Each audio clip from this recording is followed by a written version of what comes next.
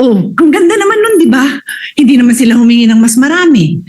So dito sila ngayon humihingi. No problem, that is our job. Pero i-justify nyo naman sa akin ng maayos. So pag naglabi naman sa inyo, ang mga agency, i-justify nyo lang naman. Yun lang naman ang sinasabi ko. So I can do my job well. Yun lang naman. Pero kinonsider ng ating chairman, dahil tayo naman lahat dito, nagmamalasakit naman sa mga IT. So I just want to point out that I'm just doing my job. Yeah. Sana yung iba din, gawin din nila yung trabaho. Thank Mr. you. President, ganyan na ganyan yung tatay namin. Na pag humingi kami ng pera, sesermonan ka na. Pero pag na-justify mo, ibibigay naman. So hindi ko na ididebate. I appreciate the work you're doing. At it's justified.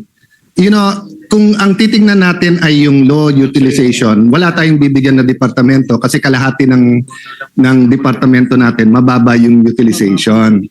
Now, yung kadastre, yes, madaming anomalya, pero mas malaking anomalya yung nagkakamkam ng lupa at yung napapatituluhan nila sa pangalan nila nasa IP.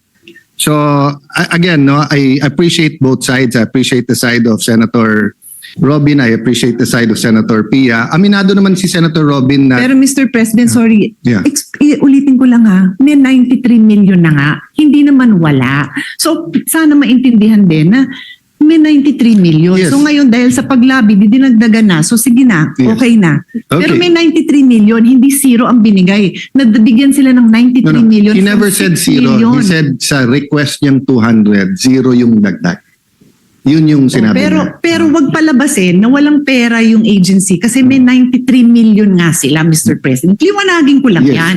Para lahat ng mga post dyan, Clear. malaman naman na may 93 million Yes. naman ang agency.